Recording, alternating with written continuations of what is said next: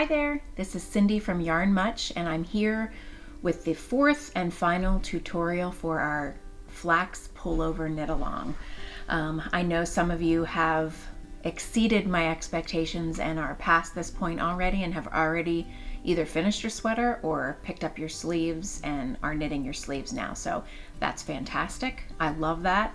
But this is for anybody who's still looking for some instruction of how to pick up their sleeves and finish their sweater. So to this point, you have completed something that looks like a sweater. It doesn't have sleeves yet, but you can obviously see that it is a sweater. So you've done your neckline, you've knit all of your raglan increases, keeping your garter border established here. You've maybe done short rows in the back to lift the back neck up a little higher than the front neck. You've pulled your sleeves off and put them on scrap yarn. You've knit the length of the sweater that you desire, and you've added your ribbing at the bottom. So now we need to finish up by picking up these live stitches here and putting them back on the needle and knitting our sleeves. The main thing to remember about this is keeping this established garter panel all the way down the sleeve. So you're going to just need to keep track of if you're knitting or purling. You can usually at this point probably tell just by looking at it, but if not, just have a little dashes and slash marks that say, like, on an even row I'm purling the garter panel, on an odd row I am knitting the garter panel. So we are going to pick up these stitches. If you're making a larger adult size, you can probably use a 16-inch circular needle in order to do this. We're going to be using the larger needle, so if the pattern calls for an 8, if you hit gauge, you'll be using your size 8 needle for the sleeves. So since I'm making a child size, I'm going to need to use either a smaller circumference needle, so a 9-inch or a 12-inch, but I'm going to use double pointed needles because that's my preferred way to make smaller circumference items. So I'm going to show you how to pick up the stitches. We're going to add a few stitches in this underarm section. We're going to pick it up, and that hopefully will close any holes that might appear on the underarm. Anytime you change directions in knitting, you're going to have little holes. You can alleviate them most of the time by picking up stitches. Sometimes you'll still have to go back and seam them a little bit when you're sewing in your ends after you've completed your sweater. So that said, you're going to need your larger needles in your either 16-inch circular. If you prefer magic loop, you can do that. Double pointed needles. You're going to need those things plus one clippy stitch marker so that we can mark our beginning of round once we start the sleeves. But that's it. So let's go put our stitches back on needles so that we can get working. Okay, so I'm going to use double pointed needles rather than a 16-inch circular needle just because of the amount of stitches on my child size sweater. So it doesn't matter which sleeve you start with.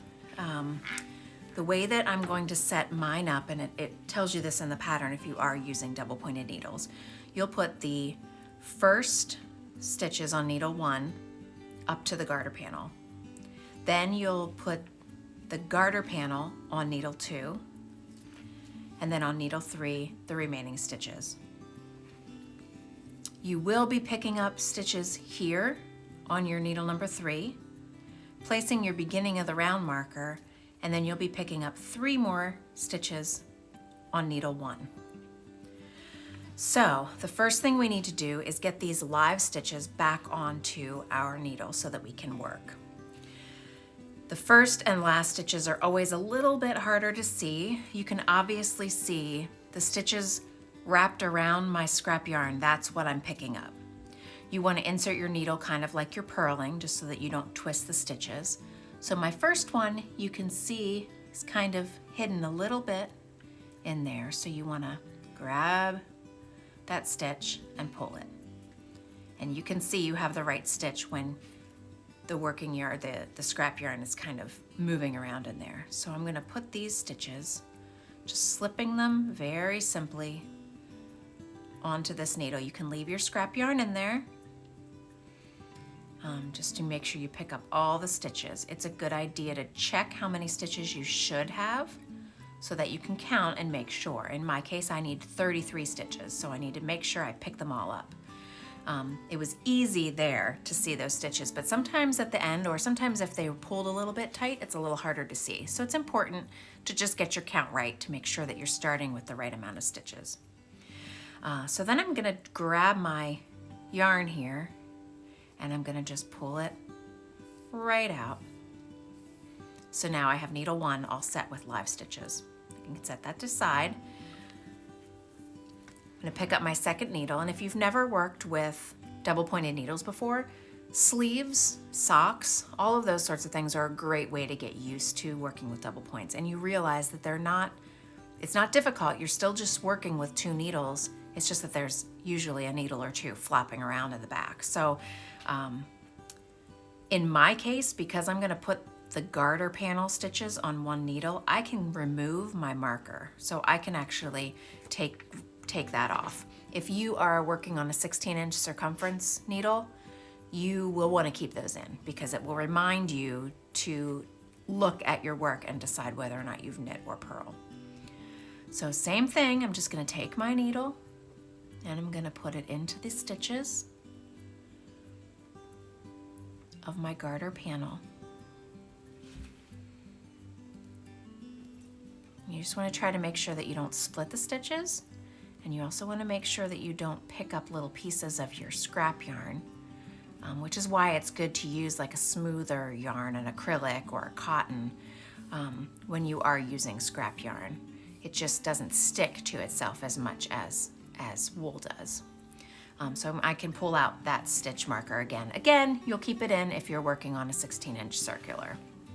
I'm gonna take my third needle and I'm gonna put my last stitches on here. Again, just being careful, and you can see this one is just a little bit tighter. So I wanna pull that out. And that one.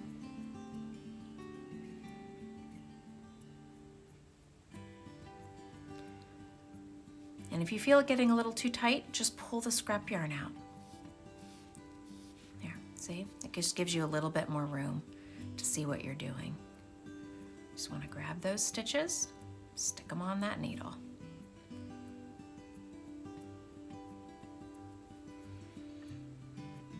And let me take a look here. I think that was my last stitch. I can pull my scrap yarn out and I can lay it to the side. I don't need it anymore. So now I have all my live stitches on these 3 needles. And you'll see this big gap right here. That is where you're going to be picking up stitches. And that's your underarm. So that's where you are going to close in the underarm gap. So what you're going to do is you're going to pick up however many your pattern tells you to. In my case, I'm picking up 3. So I'm going to pick up 3 stitches right here. Then I'm gonna mark my beginning of the round using a clippy marker. Because I'm not using a circular needle, I can't use that or it'll fall off every time I'm done with that needle. So what I do is I just clip the marker down here so that I know when I hit that marker in that area, that's my needle number 1, beginning of round.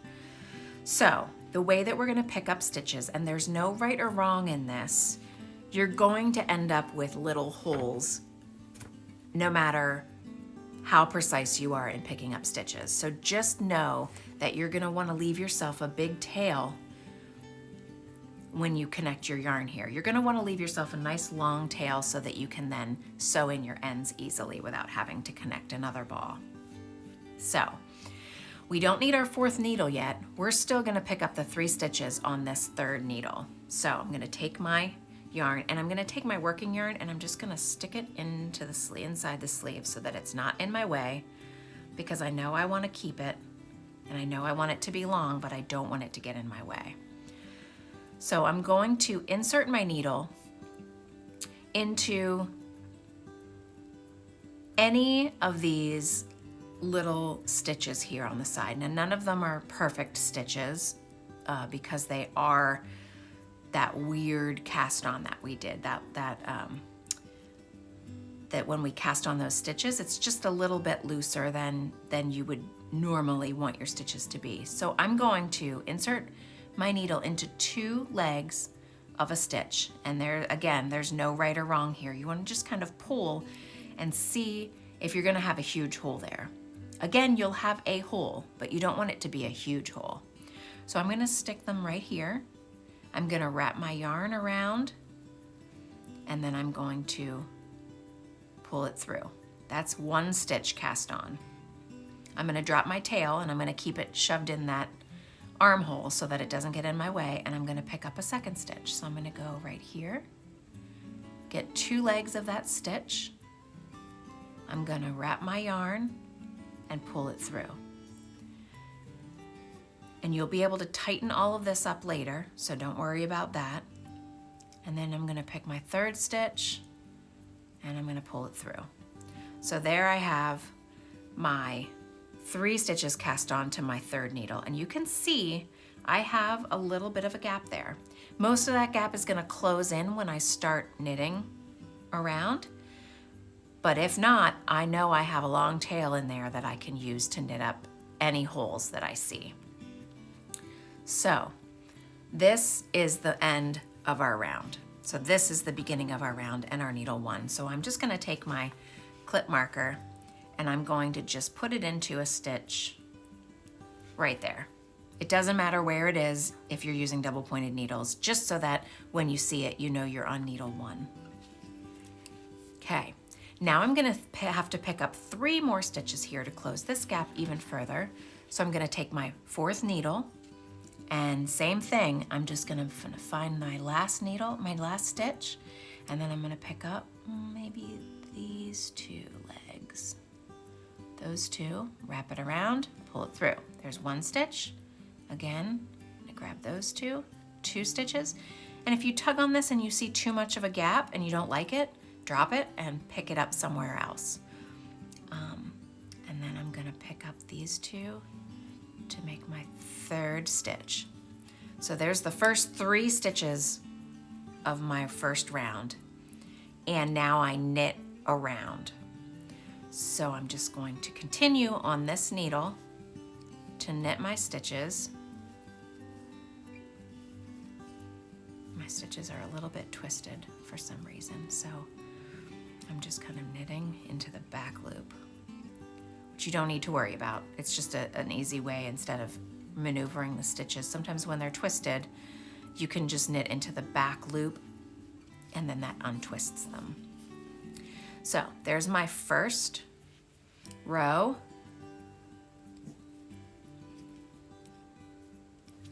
And then I'm going to go to my 2nd needle, which is my garter panel needle.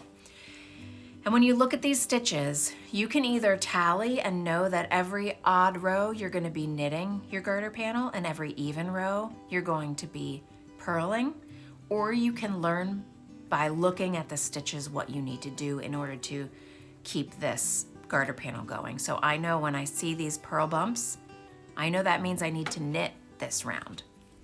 So I'm going to knit my garter panel.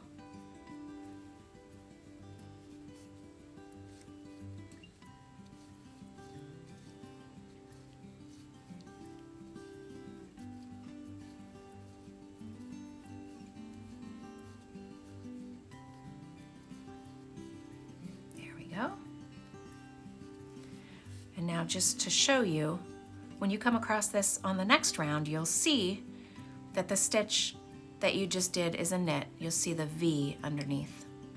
So you'll see that and you'll learn it makes knitting so much easier when you can read your knitting, when you know what you're looking at, and then you can determine what needs to happen next. So that's kind of part of this is learning. You can still tally, you can still keep track of odd and even rows until you get the hang of it, but in most cases, you should be able to look at your knitting and say, oh, that was a purl row, now I need to knit.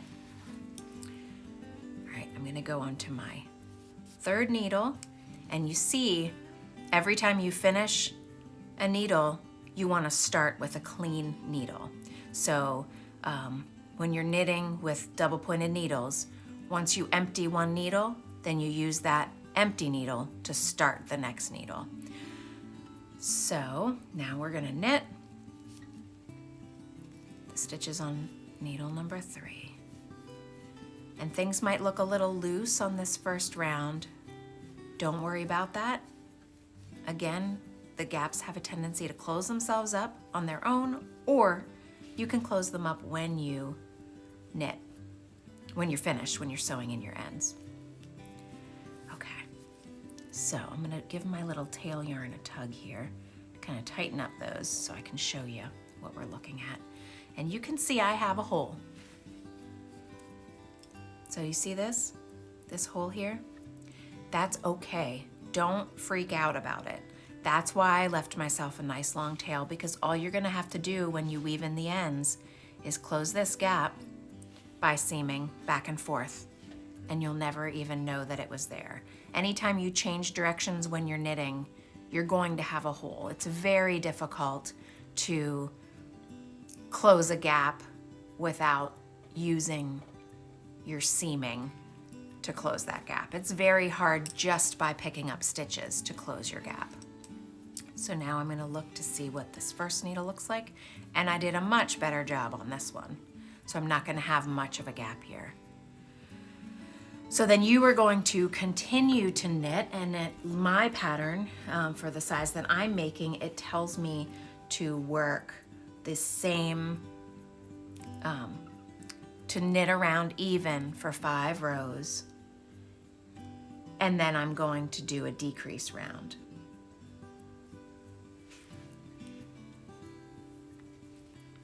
So you want to just follow your pattern. It'll tell you how often to decrease, and here is where you can decide how long you want your sleeve. You can decide how wide you want your sleeve. If you like a sleeve that's not tight and you'd rather not decrease, then don't.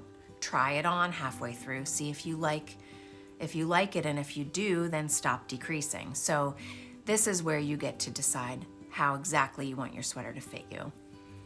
On your decrease rounds, you're going to knit 1 stitch on the first needle, knit 2 together, then you're gonna go around to 3 stitches from the end, and you're gonna slip, slip, and then knit those 2 together. So you slip as if to knit, and I'll just show you that quickly. You slip as if to knit, slip as if to knit, and then you knit those 2 stitches together. The easiest way to do this, some people transfer them back and then knit them together. I simply take this needle, insert it into the front of those stitches, which you can see when you turn this way, it's just like knitting through the back loop of this stitch. Then I knit, whoa, knit those 2 together. Let me show you that one more time. So you're gonna slip as if to knit, slip as if to knit, take your left needle, slip it into the front of the stitches, twist them like this, wrap the yarn around, and knit through the back loop. So that's actually a decrease. So I'm gonna take those out because that wasn't supposed to happen yet. I just wanted to show you what the slip slip knit, the SSK looks like if you've never done it before.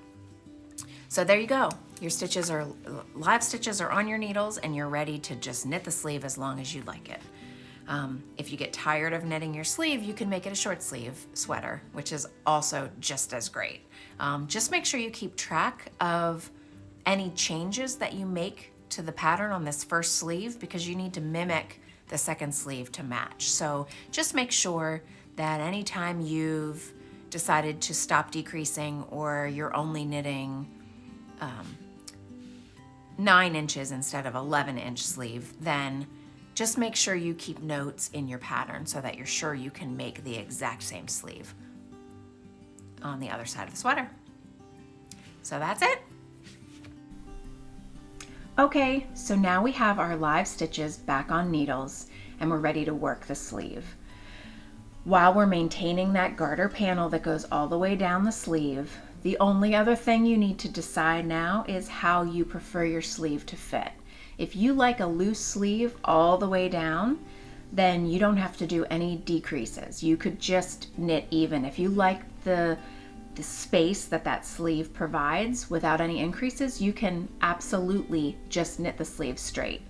If you prefer a tighter sleeve, then you could do more decreases, or instead of, I think in my pattern for my size, it's you knit 5 rows even and then you do a decrease row. So if I knew that I wanted it to be very tight fitting down my arm, I would maybe knit 4 rows and 1 decrease row. You can adjust, and you can also adjust the length of your sleeve at this point. If you like to wear more bracelet length sleeves, then just don't knit it as far. If you like 3/4 length sleeves, then stop early. If you want your sleeves really long and you want to add a thumb hole so that you can pull your sweater down, you can do that. This is where you get to customize how you prefer to wear your sweaters. That's why knitting garments is so great. You find a sweater that you love, you take the measurements of that sweater, and then you knit a sweater to match those measurements. So you can almost make your whole closet filled with things that fit you exactly the way you love them to fit. So I'm so proud of every single one of you that jumped in and made your first sweater or your second sweater or your third sweater. I've loved watching everybody's progress, taking our time, doing it at our own speed. That's exactly what I was hoping with this knit along, that everybody would feel comfortable. So check back, keep subscribed to the Yarn Much YouTube channel. I'm hoping to continue to do videos, little tutorials, maybe take you on a tour of the yarn shop, maybe take you on a tour of the farm, meet some of the animals that we have here. But it has been so much fun to do this first knit along with all of you. I hope to see you soon.